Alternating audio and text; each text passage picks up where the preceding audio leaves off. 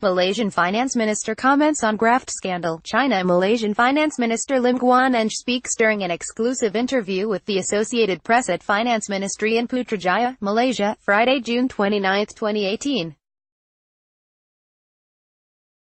Lim said the government will sell much of the huge stash of jewelry and luxury goods, including diamond necklaces, tiaras and designer handbags, seized in a money laundering probe of former leader Najib Razak. AP photo, Vincent Thian, Putrajaya, Malaysia. AP, Malaysian Finance Minister Lim Guan Eng commented on the massive corruption scandal surrounding the 1MDB state investment fund, ties with China and the country's political future in an interview Friday with the Associated Press. Here are excerpts. Kleptocracy at its worst, Lim said fixing Malaysia's finances will be an enormous task, with debts and liabilities exceeding 1 trillion ringgit $247 billion. We were faced with the magnitude of not just deceit but also outright corruption. I mean, this is a different ballgame. We are dealing with global kleptocracy at its worst, he said about alleged theft and money laundering at the 1MDB state fund set up by former Prime Minister Najib Razak. Lim said losses at the now-defunct fund, plus interest on loans, amounts to about 50 billion ringgit, $12.4 billion, including $4.5 billion that U.S. investigators say was stolen and laundered by Najib associates.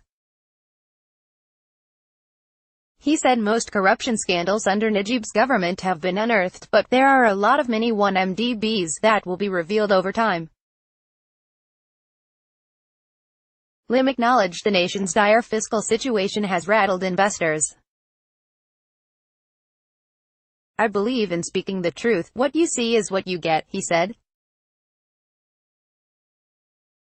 I think I will end up being the most unpopular finance minister because I am focused on fixing up the debt predicament.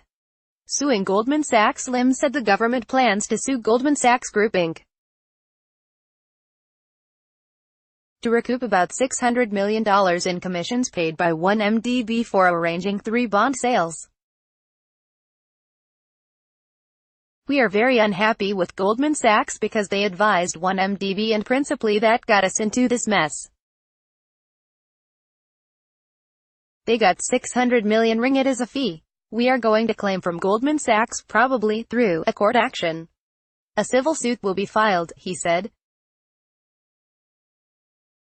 Renegotiating China deals. Lim says Najib's government made unfavorable infrastructure deals with China, and he will travel there soon to renegotiate them.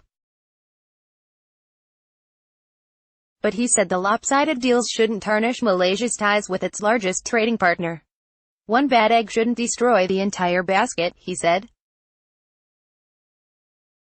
Lim said he hopes China can also lend a helping hand in providing low-interest loans to help cut Malaysia's debts, but declined to give details.